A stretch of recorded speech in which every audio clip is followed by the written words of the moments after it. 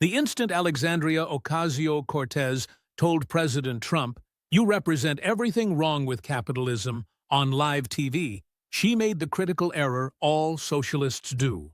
She forgot she was challenging a self-made billionaire who truly understood economics. Even though she couldn't say where $93 trillion for the Green New Deal would come from, Fox News had set up the great American debate, capitalism versus socialism, as the political event of the year, possibly the decade. The whole idea began as a casual remark during a Fox and Friends show. Wouldn't it be great if Trump debated AOC on economics? The audience reaction was so strong that, in just 48 hours, the network committed to making it happen. They reached out to both sides. They offered prime time. They advertised it as the conversation America truly needed. Surprisingly, both parties agreed. AOC's team persuaded her this was her moment to teach Fox News watchers about democratic socialism, to prove to America that progressive economics made sense, and to show she was more than just a social media star. They'd spent weeks getting her ready. They brought in economists to help her grasp the Nordic model.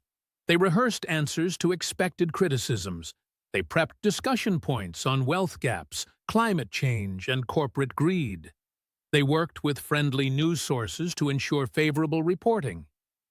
They felt sure that AOC's charm, her speaking ability, and her heartfelt arguments would convince viewers who'd never heard the socialist viewpoint explained well. They had completely misjudged both their own candidate and her challenger. Trump's team agreed instantly, for one simple reason. Trump had waited for this moment. For years, he'd watched AOC spread economic nonsense on social media, attack capitalism while living in luxury, propose trillion-dollar programs with no funding, and claim to speak for working people. Despite her wealthy suburban upbringing, he'd seen her chase Amazon from New York, killing 25,000 jobs and calling it a win. He'd watched her champion the Green New Deal, unable to explain its basic costs. He'd seen her become the face of progressive economics, despite her complete economic illiteracy. And now, he would crush her on live television before 20 million people. AOC agreed, believing she could teach Fox News audiences about democratic socialism. She'd gotten her key points ready, covering Nordic nations, wealth disparity, and corporate greed. She wore her priciest designer clothes, a bit ironic considering the subject. She'd rehearsed her "I'm just a girl from the Bronx" story. She was set to go viral with videos of her tearing down Trump. Trump agreed because, well, he never backs down from a fight, and he'd waited for this moment. He brought what AOC hadn't expected: a calculator, her tax returns, photos of her luxury life, and the Green New Deal's full-cost breakdown her office had tried to bury. He'd done his homework. He had his receipts ready, and he was about to teach America the economics lesson Alexandria Ocasio-Cortez somehow missed, despite her Boston University degree. The next 90 minutes would expose progressive politics' biggest fraud, make "tax the rich" a punchline, and turn a social media star into a humiliated backbencher. If you ever wished to witness what occurs when someone who truly built an empire confronts a person who bartended and believes it qualifies her for economics, this was it. And just wait until Trump reveals her $174,000 salary complaint around minute 38. Her expression tells the whole story. The Fox News studio in Manhattan was beyond packed, exceeding fire code limits. Security had to turn away hundreds who tried to enter. The 500-person audience was roughly split. Trump supporters in MAGA hats and flag gear on one side, AOC backers in "Tax the Rich" shirts, and socialist pins on the other, with a small group of truly undecided voters in the middle, ready to witness history. The stage setup aimed for peak drama. 2 podiums angled toward each other, huge screens behind them for showing evidence, and Sean Hannity at a moderator's desk in between, appearing like a man who understood he was about to see either TV history's best debate or its worst disaster. Maybe both. Backstage, the contrast was sharp. Alexandria Ocasio-Cortez's green room hummed with activity. 8 staffers handled social media strategy. A communications director prepped viral clip ideas. 2 economists tried to help her understand actual economics. A stylist made final touches. And a crisis team was ready to deploy GOP attacks woman of color narratives if things went wrong. AOC herself reviewed note cards with stats on inequality, climate change, and Scandinavian healthcare, confident her social media reach and progressive standing would carry the day. Trump's green room was different. Just him, his materials, and a Diet Coke. No nervous staff, no crisis team, no economists teaching basics. Just Trump being Trump, checking his ammunition, practicing timing on zingers, and grinning at what he was about to do to the Democratic Party's social media darling. He'd built skyscrapers in Manhattan. He'd worked New York real estate for 50 years. He'd won the presidency against every prediction. And now he was about to teach a bartender-turned-congresswoman economics on live television. 2 minutes, Mr. President, a production assistant called. Trump stood, fixed his signature red tie, and walked to the stage with the confident step of someone who'd done this 1,000 times and won every time. Alexandria Ocasio-Cortez walked out first to huge applause from her section and polite nods from others. She wore a cream-colored designer pantsuit, likely costing more than the average American's monthly rent, a detail Trump would certainly notice and use.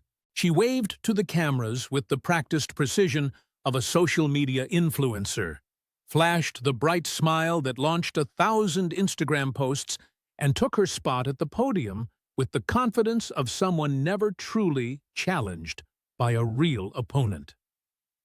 President Trump walked out 30 seconds later to an ovation so loud it literally shook the cameras. The applause lasted nearly a full minute, so long that Sean Hannity kept gesturing for quiet. Trump wore his standard dark suit and red tie, waved to the crowd, pointed at a few faces he seemed to recognize, and settled behind his podium with the casual confidence of someone who'd been in far bigger arenas and won far bigger fights. Sean Hannity began his intro, laying out the format. Questions from him, rebuttals from both, direct engagement and audience questions near the end. He stressed substantive discussion and mutual respect. The respect part would last about 90 seconds.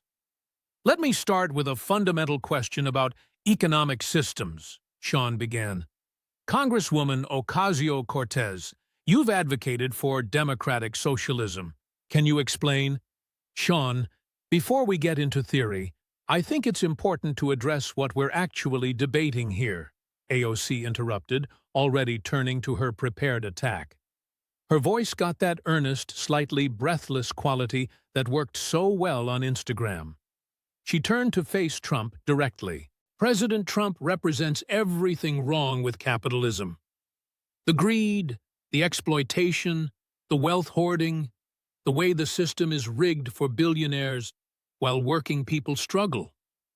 He inherited wealth, exploited workers, and now he's here to defend a system that's failed millions of Americans. The audience stirred. She'd gone on offense right away. We need democratic socialism like they have in Nordic countries, where healthcare is a right, education is free. Billionaires pay their fair share, and working families actually get a chance at the American dream that capitalism has stolen from them. A bartender lecturing a billionaire about economics. This should be good. Trump's face broke into a huge grin. She'd just given him the perfect opening. Well, Alexandria? Can I call you Alexandria, or do you prefer Sandy? That's your real name, right? Sandy from Westchester, Trump said, his Queen's accent already strong. The audience laughed. He'd already landed a hit. But sure, let's talk about capitalism versus socialism. I love this topic. It's one of my favorites because I've actually lived it. I've built things, real things, buildings you can see and touch, businesses that employ thousands of people. Real capitalism, he paused. Let that land. But first, Alexandria, I have a question. You have a degree in economics from Boston University, right? Good school. Expensive school. Probably cost your parents what? $250,000 for 4 years. AOC looked uncomfortable. My education is not— No, it's important, Trump interrupted cheerfully, because you have an economics degree, so you should understand basic economics. So explain something to me. He pulled out a tablet, tapped it, and video appeared on the screens behind them. There was AOC in an interview saying earnestly, "Unemployment is low because everyone has 2 jobs and people are working 60, 70, 80 hours a week." Trump let the clip play in full, then looked at her with exaggerated confusion. Alexandria, that's not how unemployment works, like at all. Unemployment measures the percentage of people who don't have jobs. If someone has 2 jobs, they're counted once as employed, not twice. He turned to the audience. She has an economics degree from Boston University, and she doesn't understand how unemployment is calculated. Can you believe this, folks? The audience roared with laughter. Even some AOC supporters looked uncomfortable. But let's talk about your greatest economic achievement, Trump continued, clearly enjoying himself. Amazon. You remember Amazon, right? Jeff Bezos wanted to put their second headquarters in New York. Your district would have brought 25,000 jobs, 25,000 high-paying jobs, tech jobs, the kind of jobs New York desperately needs. He pulled up statistics on the screen. $27 billion in revenue over 10 years for New York. Jobs, economic growth, opportunity, everything you claim to care about. And you know what you did?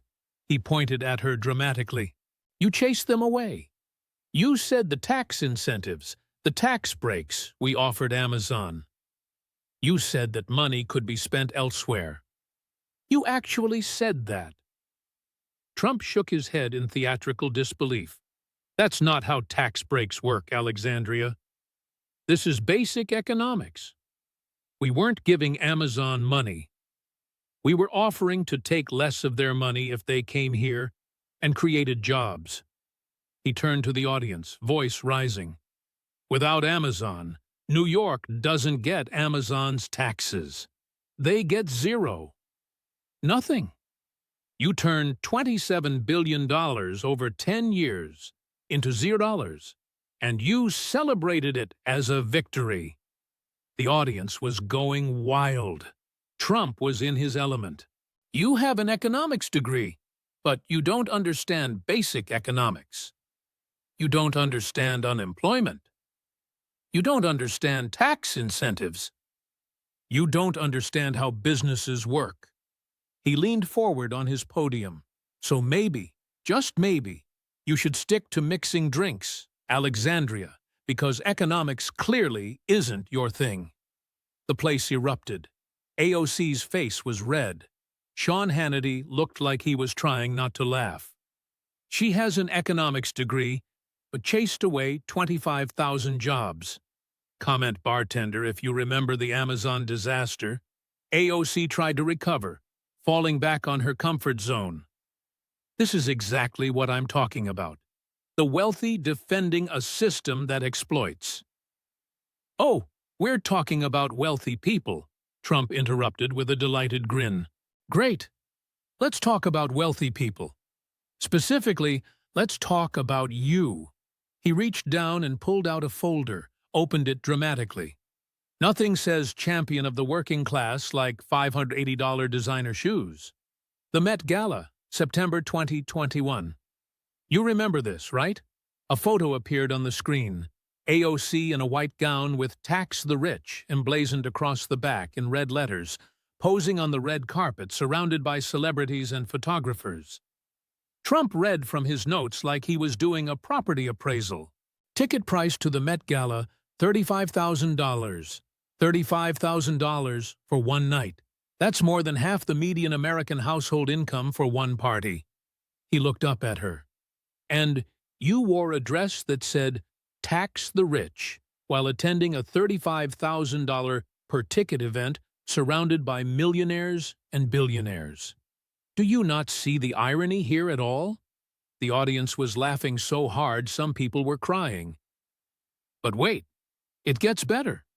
Trump pulled out more photos. This is your apartment building.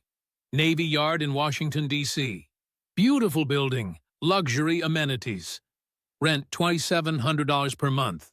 That's more than most Americans' mortgage payments. Another photo appeared. These are Manolo Blahnik shoes.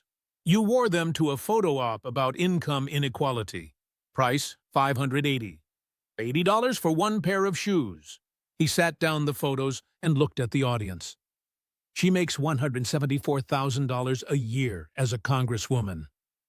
That's the salary every member of Congress gets.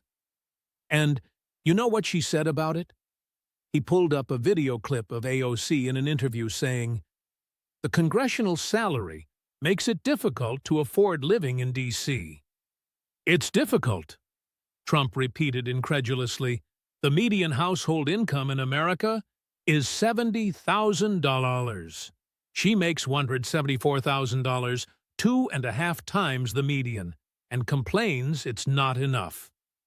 He walked to the edge of his podium, voice rising with each point. Met Gala, $35,000 event. Apartment, $2,700 a month. Luxury building. Shoes, $580. Designer heels, salary of $174,000 isn't enough. Oh, and you own a Tesla. Tesla, while you attack fossil fuels. Trump turned to face her directly. You're not a socialist, Alexandria. You're a champagne socialist. You're a limousine liberal with better branding. You're rich. Maybe not billionaire rich like me, but you're in the top 10% of American earners, and you pretend you're not. You live in luxury while telling working people they need to sacrifice more. He shook his head. At least I'm honest about being rich. I love being rich. I built buildings and made money, and I'm proud of it. But you wear tax the rich dresses to parties that cost more than most Americans make in a year. That's not advocacy. That's hypocrisy, with good Instagram filters. The audience gave him a standing ovation. AOC looked like she wanted to disappear. $35K, Met Gala, $580 shoes, luxury apartment, complains about $174K salary. Share if you see the hypocrisy. Sean Hannity tried to regain control and steer toward policy. Let's discuss the Green New Deal. Yes, let's, Trump interrupted enthusiastically, pulling out what appeared to be a calculator. Let's do some math. Math that Alexandria apparently didn't do when she wrote her Green New Deal. He can't explain where $93 trillion comes from, but I can show where it goes. Nowhere. Trump tapped the calculator dramatically. The Green New Deal, Alexandria's signature proposal, the thing that made her famous. Studies estimate it would cost $93 trillion over 10 years. Trillion with a T. He held up the calculator showing the number. That's $600,000 per household in America. Can you afford an extra $600,000, folks? The audience shouted back. No, neither can I. Trump grinned. And I'm a billionaire. He set down the calculator and pulled up documents on the screen. But here's the fun part. When her office first published the Green New Deal, they included a FAQ, frequently asked questions, to explain how it would work. He paused for effect. and then they deleted it within hours. Why?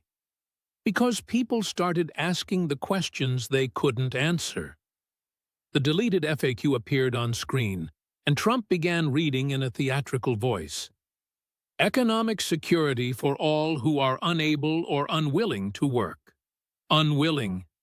They wanted to pay people who just didn't feel like working. The audience booed. We set a goal to get to net zero rather than zero emissions in 10 years because we aren't sure that we'll be able to fully get rid of farting cows. The audience exploded in laughter. Trump had to wait for quiet. Farting cows. This was in the official FAQ. They were worried about cow farts. He continued reading.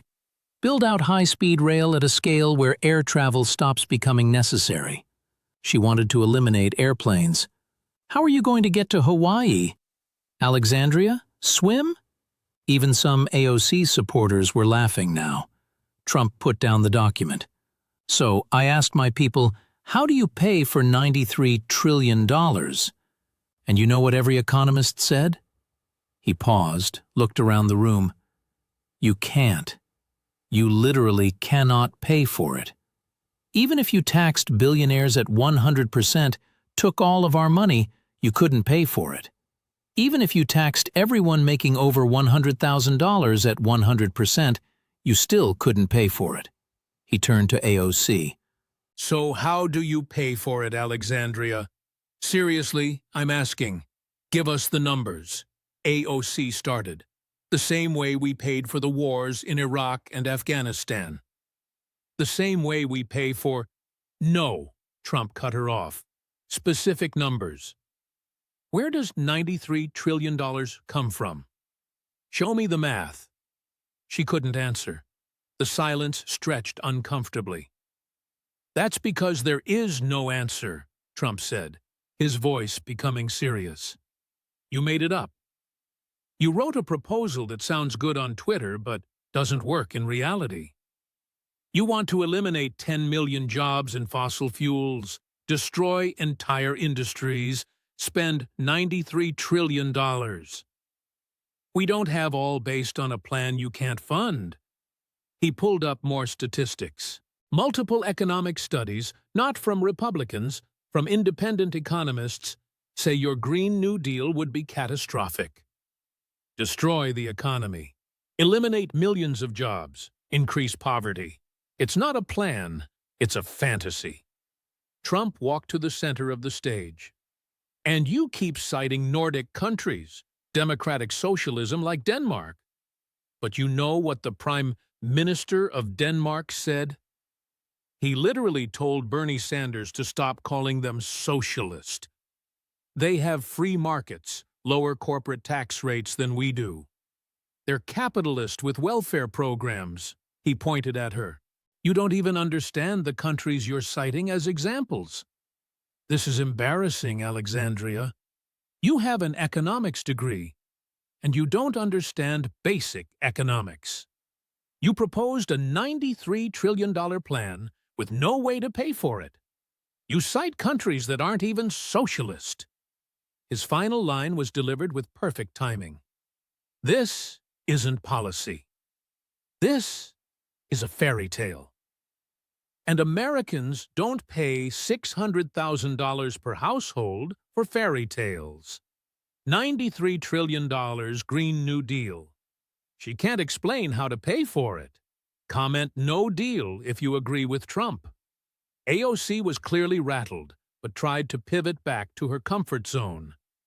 As someone from the Bronx who grew up understanding what working families struggle with. Stop, Trump said, holding up his hand. Just stop. You're not from the Bronx. He pulled out what looked like property records. The from the streets narrative works better when the streets aren't in wealthy suburbs. You grew up in Yorktown Heights. That's Westchester County, one of the wealthiest counties in America. A map appeared on the screen showing Yorktown Heights highlighted. Median home value in Yorktown Heights, $450,000.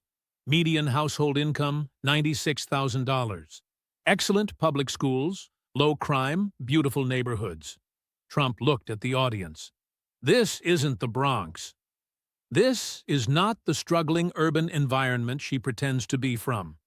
This is wealthy suburbs where people commute to Manhattan for six-figure jobs. Photos appeared. Beautiful homes, tree-lined streets, pristine parks. Your father was an architect. Your mother worked in real estate. You went to Boston University, $60,000 a year in tuition. You had every advantage. He turned to face her. You present yourself as this girl from the streets who pulled herself up. But you grew up in privilege. You had opportunities most Americans never get. Trump walked closer to her podium. You bartended for a few years after college. So what? Lots of people bartend. It's a job. But you act like you were some struggling oppressed worker barely surviving. He shook his head. You had a degree from an expensive university. You chose to bartend while you figured out your career. That's not hardship. That's post-college job hunting. My kids did summer jobs. Everybody works jobs. That doesn't make you working class. The contrast was stark, and Trump pressed it. I actually grew up in Queens. Real Queens, not wealthy Westchester pretending to be the Bronx. My father built apartment buildings. I worked construction jobs in summer. I know what actual working class looks like. He pointed at her. You manufactured a narrative. Girl from the Bronx makes good. It's branding. It's marketing. It's Instagram filters on your biography. But it's not true. Trump's voice rose. You're not authentic, Alexandria. You are a product. A carefully crafted, focus-grouped, social media-optimized product. You're not representing working people. You're appropriating their struggle while living in a luxury apartment and attending $35,000 stools parties. The audience roared its approval. I've never pretended to be something I'm not. I'm rich. I'm a billionaire. I love it. I'm proud of it. I built an empire, and I own it. He gestured at her. But you pretend to be working class while you're not. You pretend to be from the Bronx when you're from Westchester. You pretend to understand struggle when you've lived in privilege your whole life. His final line was devastating. At least I'm honest about who I am. What are you, Alexandria?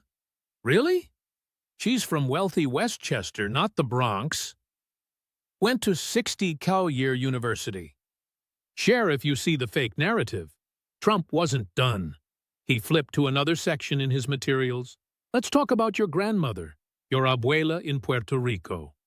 AOC's face went white. She knew exactly where this was going. She used her grandmother for political points, then rejected help. That's cold. After Hurricane Maria, you posted about your grandmother's damaged home in Puerto Rico, right? Talked about how she was still living in terrible conditions years later. Used it to attack me, attack the federal response, make political points. He pulled up her tweets on the screen, showing her posts about her grandmother's situation. Very sad situation. Terrible for her. I agree. Hurricane Maria was devastating. Trump paused. Then his voice became harder. So when conservatives heard about your grandmother's situation, you know what they did?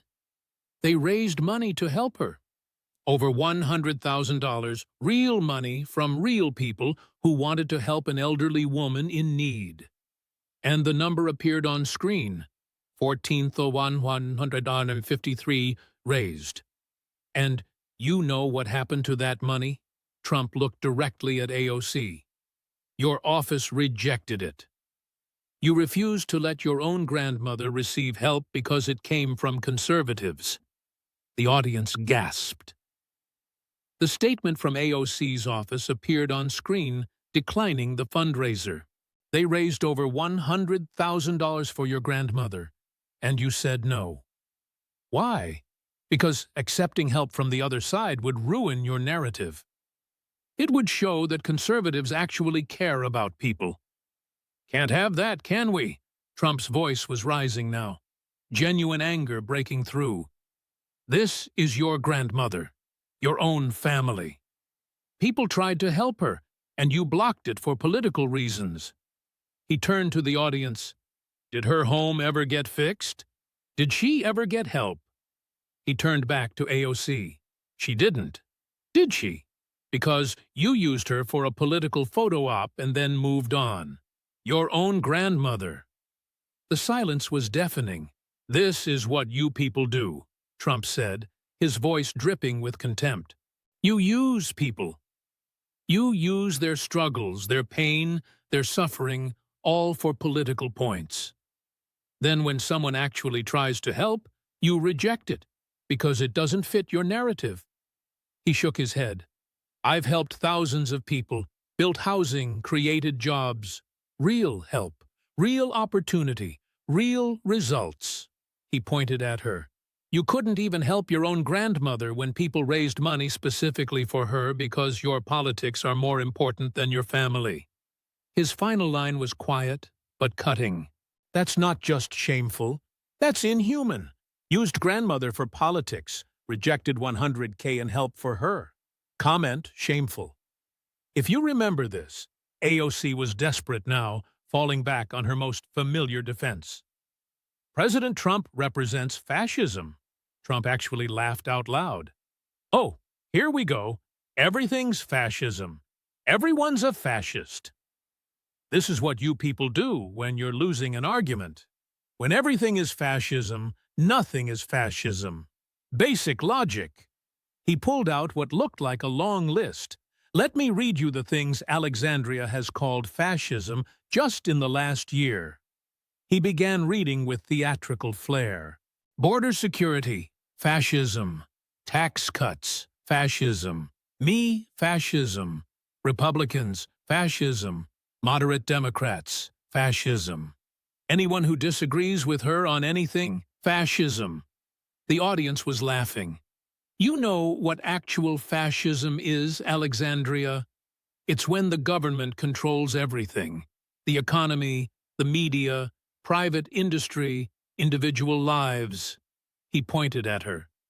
You want the government to control healthcare, energy, housing, transportation, jobs, speech.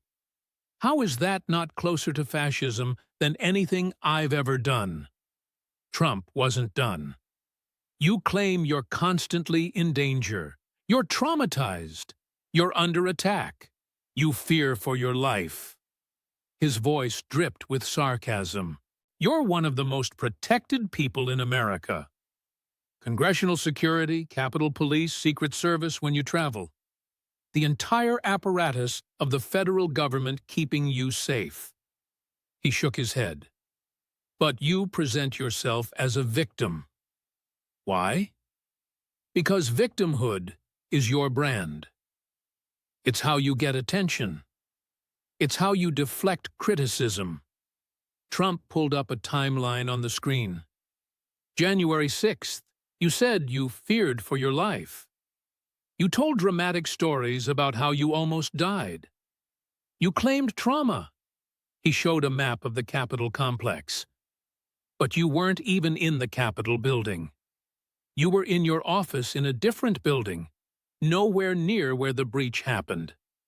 The timeline and map clearly showed she was not in the area of danger. People were actually in danger that day. Capitol Police members in the chambers, staff, people actually at risk.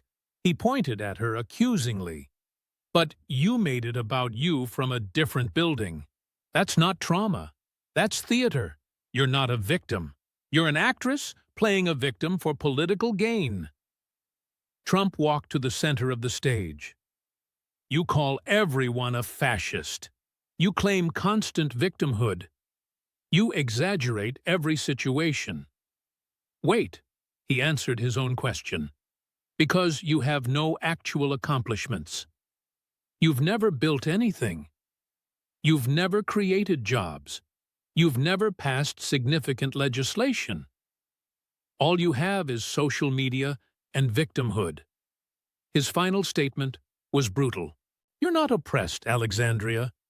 You make $174,000 a year, live in luxury, have total security, and command media attention with every tweet. You're the least victimized person in America.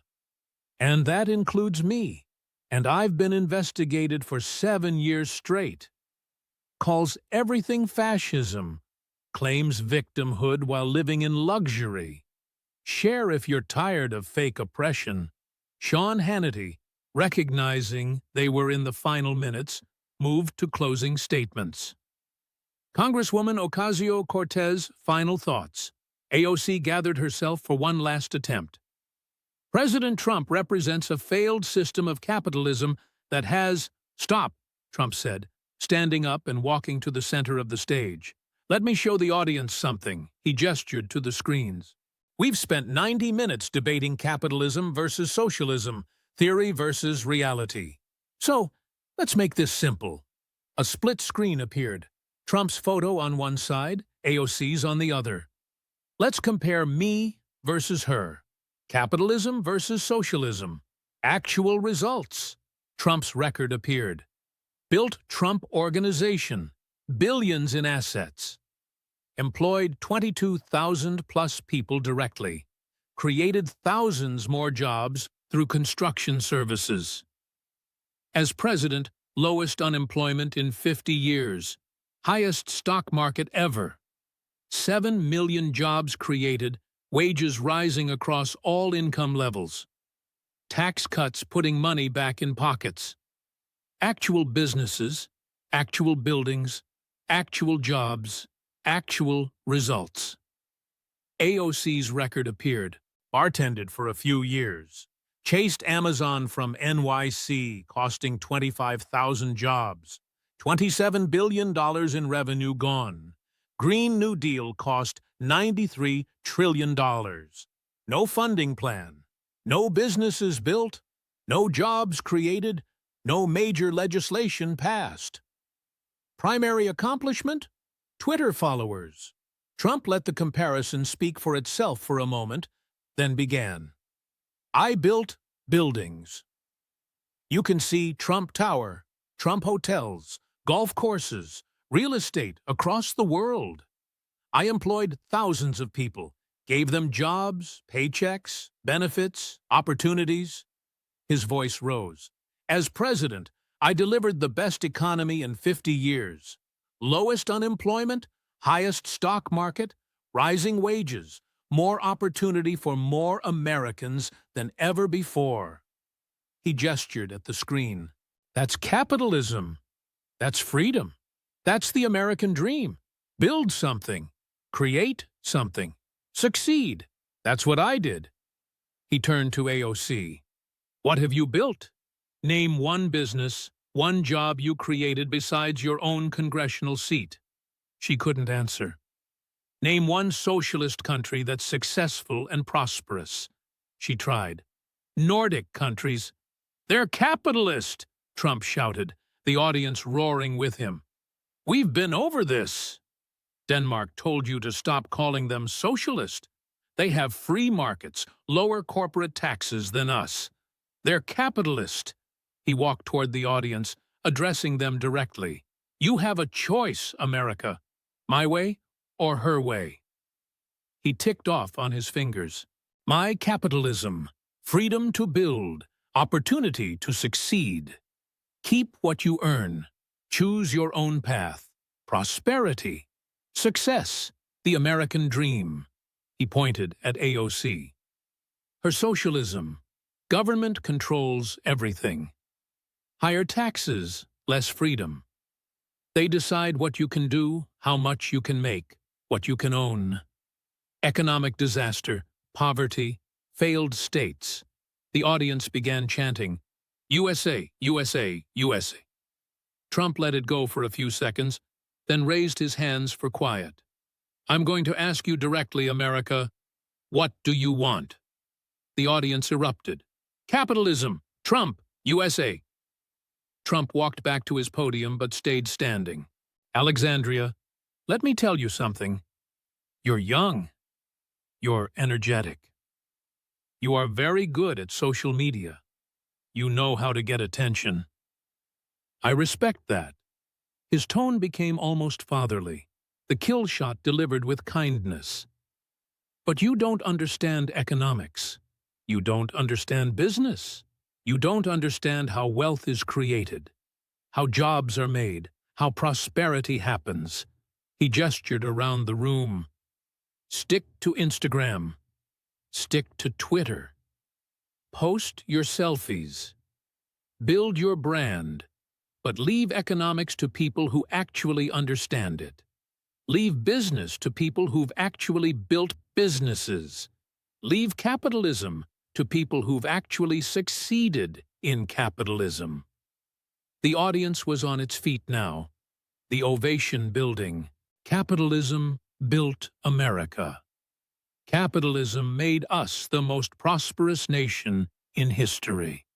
Capitalism created more opportunity, more wealth, more success for more people than any other system ever devised. His voice rose to its climax. Socialism has destroyed every country that tried it. Soviet Union collapsed. Venezuela, disaster. Cuba, poverty. Every single time it fails. He pointed at the audience. We're not doing it here. Not now. Not ever. America is capitalist. America is free. And that's how it's going to stay. The standing ovation was deafening. It lasted over a minute. AOC sat at her podium, frozen, unable to respond, unable to defend her positions, unable to do anything but watch her humiliation go viral in real time. Trump stood in the center of the stage, arms raised, grinning, that signature Trump grin, the showman who'd just delivered the performance of a lifetime. Sean Hannity didn't even try to wrap up. What could he say? The debate was over. Capitalism had won. Socialism had been exposed. And everyone knew it. The video exploded across every platform simultaneously. Within 1 hour, 34 million views. Within 24 hours, 112 million views. Within 72 hours, 203 million views, the most watched political moment in modern television history, surpassing every presidential debate, every State of the Union, every major political event. Stick to Instagram became the instant viral phrase. Within hours, it was on T-shirts being sold outside Trump rallies. By the next day, it was trending globally on every social media platform. By the end of the week, it was how conservatives dismissed every AOC policy proposal. The stock market responded before the debate even ended. As Trump delivered his closing argument about capitalism, the Dow Jones Industrial Average rose 200 points in after-hours trading. CNBC ran the headline, "Markets Rally on AOC Humiliation." Investor confidence surged on the clear rejection of socialist policies. Conservative media went into overdrive. Fox News replayed the debate in full 3 times in the first 24 hours. Hannity dedicated entire episodes to each expose Trump had delivered. Tucker Carlson did a week-long series on the economics Alexandria doesn't understand. Laura Ingraham had economists breaking down the $93 trillion Green New Deal disaster every night. But more importantly, mainstream media couldn't ignore it. The view counts were too astronomical. CNN was forced to cover the debate extensively, their panels looking uncomfortable as they tried to defend AOC's performance and failed. MSNBC brought on economists who had to admit Trump's points about the Green New Deal costs were accurate. Even the New York Times ran a fact check that confirmed most of Trump's allegations about her luxury lifestyle, Amazon disaster, and economic illiteracy. The bartender economics meme exploded. Photos of AOC behind a bar with economics textbooks, photoshopped in, went viral. Videos of her "unemployment is low because everyone has 2 jobs" clip played on an endless loop. The Met Gala photo with "Tax the Rich" became the symbol of progressive hypocrisy, appearing in campaign ads and conservative messaging everywhere. The Amazon HQ decision was vindicated.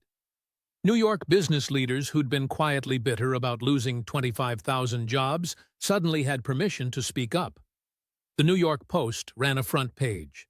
AOC cost NYC 25,000 jobs, and Trump just reminded everyone. Local politicians who'd stayed silent now openly criticized her economic illiteracy. AOC's few social media metrics told the story of her collapse. Her Twitter mentions became 70% negative within 48 hours. Her Instagram comments sections, once adoring fan clubs, turned hostile. Even her supporters couldn't defend "Tax the Rich" while attending 35,000 Bono parties. The cognitive dissonance was too great. Polling showed the devastation. AOC's approval rating in her district dropped from 52% to 24% in 2 weeks. Approval among Democrats nationally down from 61% to 33%. Approval among independents down from 28% to 11%. Would you support her running for higher office? 68% said no. Within 1 week, a primary challenger emerged, a businesswoman who'd actually built companies and created jobs. Her announcement video featured clips from the debate. "Alexandria talks about economics. I actually understand it." Her first week fundraising, $8.3 million, nearly all from small donors who were fed up with socialist fantasy. Democratic leadership, which had always been uncomfortable with the squad, now openly distanced themselves. Nancy Pelosi, when asked about the debate, gave a terse, "Every member speaks for themselves." Chuck Schumer said, "We're a big tent party with many views," and refused to defend AOC's positions. Moderate Democrats began publicly criticizing the Green New Deal and socialist policies, using the debate as cover. AOC lost her committee assignments quietly. The official explanation was reorganization, but everyone knew it was punishment. She'd become toxic. Her association with failed socialist policies, her economic illiteracy exposed on national television, her hypocrisy documented with photos and receipts. She couldn't be trusted with actual policy anymore. The squad's influence collapsed. Ilhan Omar, Rashida Tlaib, Ayanna Pressley, all of them saw their approval ratings drop just from being associated with AOC's humiliation. Progressive caucus members began distancing themselves. Democratic socialism became a punchline. "Tax the rich" became synonymous with champagne socialist hypocrisy. 3 weeks after the debate, The Atlantic, not exactly a conservative publication, ran a devastating long-form piece titled "How Alexandria Ocasio-Cortez Lost the Economic Argument to the 800-Pound Gorilla." The 8,000-word article, written by a progressive economist who'd initially supported AOC, detailed every mistake she'd made in the debate, every contradiction Trump had exposed, every moment where her economic illiteracy had been laid bare for America to see. The piece analyzed her misunderstanding of unemployment statistics, her inability to defend the Green New Deal's costs, her champagne socialist lifestyle contradictions, and her fundamental confusion about how Nordic economies actually function. The conclusion was damning. Ocasio-Cortez's performance didn't just damage her own political prospects, it set progressive economics back a generation. By failing to defend basic positions against Trump's prepared assault, by being unable to explain how to fund her signature proposal, by embodying the exact contradictions that conservatives accuse progressives of harboring, she handed opponents of economic reform their most powerful ammunition in decades. Future progressives will spend years trying to overcome the damage done in those 90 minutes. The article went viral in political circles, shared by both conservatives celebrating vindication and progressives trying to understand what had gone so catastrophically wrong. 1 month after the debate, AOC held a press conference. Reading from a prepared statement, voice shaking slightly, she announced she would not seek re-election in 2026. After much reflection and consultation with my family and constituents, I've decided to step aside from Congress to pursue other opportunities to serve the community. I'm proud of the work we've done and the conversations we've started. The statement was carefully worded to sound voluntary, but everyone knew the truth. Trump had destroyed her political career in 90 minutes. The cultural impact extended far beyond one politician's defeat. Capitalism versus socialism had been settled definitively in the American consciousness. Polling showed that support for socialist policies among young people dropped 22 points in a month. The appeal of democratic socialism evaporated when exposed to actual economic scrutiny. Business schools across America started incorporating the debate into their curricula as a case study in multiple disciplines. Economics professors used it to teach about the difference between economic theory and practical implementation, showing students what happens when ideology confronts mathematical reality. Communications departments analyzed it as a masterclass in preparation versus improvisation, documentation versus rhetoric. Political science classes examined it as a turning point in American political discourse about economic systems. Harvard Business School developed an entire case study called the AOC debate, when social media popularity meets economic scrutiny. The case examined how her social media success had created a false confidence in policy areas where she lacked expertise, how her team's preparation had focused on messaging rather than substance, and how Trump's business background had given him advantages in economic debate that political experience alone couldn't match. The case became required reading in several MBA programs as an example of how public perception can diverge from actual competence until confronted with real accountability. Stanford's economics department used clips from the debate in their introductory courses, particularly Trump's breakdown of why AOC's unemployment statement was mathematically impossible, and his explanation of how tax incentives actually work. This one, a professor noted in his syllabus, is why economics is a discipline that requires understanding mathematics, not just good intentions. 2 months after the debate, Trump held a massive rally in the South Bronx. Yes, the actual Bronx, where AOC had claimed to be from, not the wealthy Westchester suburbs, where she'd actually grown up. The symbolism was deliberate and devastating. Over 25,000 people attended, filling every available space in Crotona Park. The crowd was diverse: Black, Hispanic, white, Asian, working-class New Yorkers who'd watched one of their supposed representatives get exposed as a fraud on national television. The local news coverage was extensive.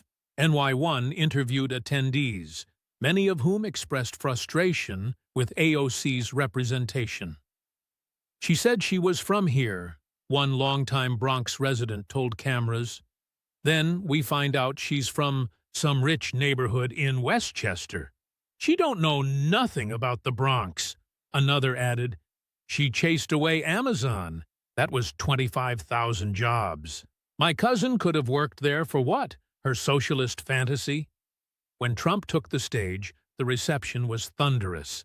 He stood there for nearly 2 minutes, just taking in the crowd, the moment, the vindication.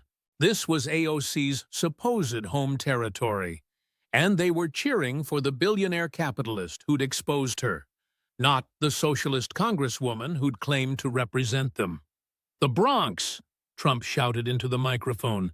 "The real Bronx, not Westchester." The actual, real, authentic Bronx, the crowd roared. You know, Alexandria said she was from here, but she's not, is she? She's from Yorktown Heights. Nice place. Very nice. Very expensive. Not the Bronx. But she told everyone she was from here because it sounded better for her brand. He let the crowd boo, then continued. We had a debate a couple months ago. You might have seen it. 203 million people saw it. Biggest political debate ever. And you know what? We debated capitalism versus socialism. My way versus her way. Building versus complaining. Success versus victimhood. The crowd began chanting, "Capitalism, capitalism, capitalism." Trump smiled, let it build, then raised his hands for quiet. And you know what happened? Economics happened. Math happened. Reality happened. I asked her simple questions. How do you pay for $93 trillion? Why did you chase away Amazon? Why do you complain about making $174,000 when most Americans make $70,000? Why do you wear tax the rich to $35,000 parties? He paused for effect. She couldn't answer because there are no answers. Socialism doesn't work. It never has. It never will. And when you confront it with basic economics, with simple math, with obvious contradictions, it collapses. The crowd was completely engaged, now hanging on every word. That's what happened. Socialism collapsed under the weight of its own nonsense. And Alexandria, well, she's done. She's not running again. She's retiring. At 36 years old, her political career is over. When he mentioned AOC's retirement, the crowd erupted in cheers that lasted a full 7 minutes. People jumped up and down. They hugged each other. They chanted, USA, USA, USA. The cameras captured it all. The Bronx, AOC's supposed home base, celebrating her political demise. You know what the beautiful thing is? I didn't destroy her. Economics destroyed her. Math destroyed her. Her own contradictions destroyed her. I just pointed them out. He gestured to the crowd. That's what we're going to keep doing. We're going to keep defending capitalism. We're going to keep showing Americans that socialism fails every time. We're going to keep fighting for freedom, opportunity, and prosperity. The crowd roared its approval, waving American flags and Trump signs. Because America is not a socialist country. America is not a place where bartenders lecture billionaires about economics. America is the land of opportunity, where anyone can build, create, succeed, and prosper through capitalism and hard work. His final line brought down the house. And that's not changing. Not now, not ever. God bless capitalism. God bless America. This wasn't just a debate, man. This wasn't just Trump versus AOC. This was capitalism versus socialism. Experience versus ideology.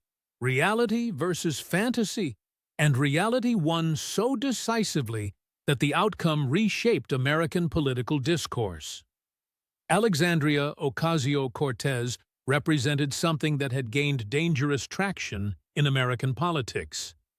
The idea that good intentions, social media popularity, and progressive rhetoric could substitute for actual knowledge, real experience, and economic understanding. She represented the notion that you could attack capitalism while enjoying its benefits, preach equality while living in luxury, and advocate for socialism without understanding basic economics. Trump destroyed that illusion in 90 minutes. He didn't do it with insults or personal attacks. He did it with math, with receipts, with her own statements played back to her, with photos of her luxury lifestyle compared to her working-class rhetoric, with cost breakdowns of the Green New Deal she couldn't defend, with documented examples of her economic illiteracy despite her degree. The Amazon disaster, the unemployment misunderstanding, the $93 trillion plan with no funding, the Met Gala hypocrisy, the Westchester privilege presented as Bronx struggle, the grandmother used for political points, the constant crying of victimhood from a position of safety and prosperity. All of it documented, all of it proven, all of it impossible to deny. Trump showed America something crucial. You can defend capitalism. You can celebrate success. You can point out socialist hypocrisy. You can demand economic literacy from those proposing economic policy. And Americans will respond enthusiastically when you do it with facts and confidence. More importantly, he showed that socialism, even dressed up as democratic socialism, even marketed with Instagram filters and social media savvy, even promoted by charismatic young progressives, still can't answer basic economic questions. It still can't fund its promises. It still requires destroying the prosperity created by capitalism to pursue the poverty created by government control. Alexandria.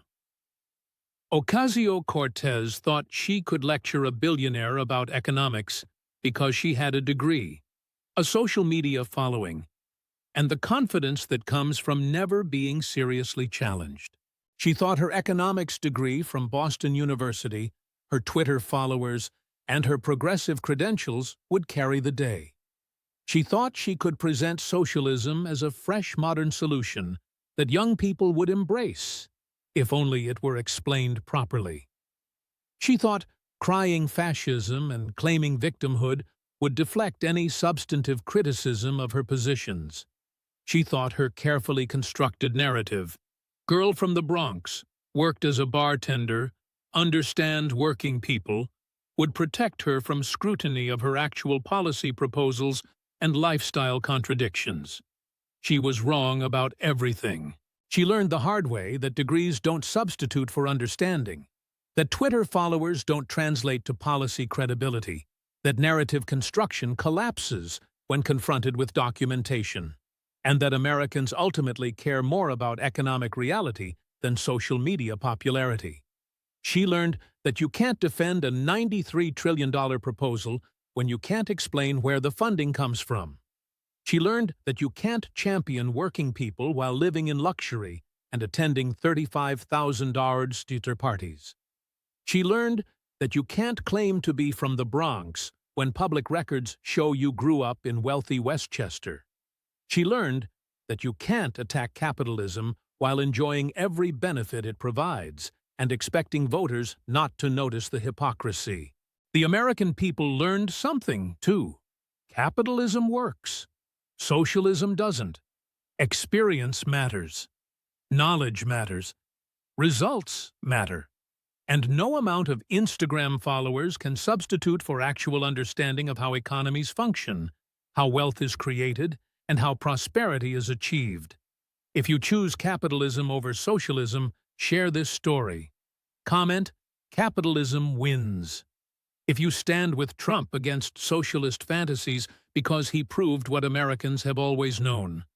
Socialism is for bartenders who don't understand economics. Capitalism is for builders who create actual prosperity. And in America, we build. We don't redistribute. We create. We don't control. We succeed. We don't surrender to failed ideologies that have destroyed every nation foolish enough to try them. Trump said it best. America is capitalist. America is free. And that's how it's going to stay. 203 million people watched. The verdict was unanimous. Capitalism wins every single time.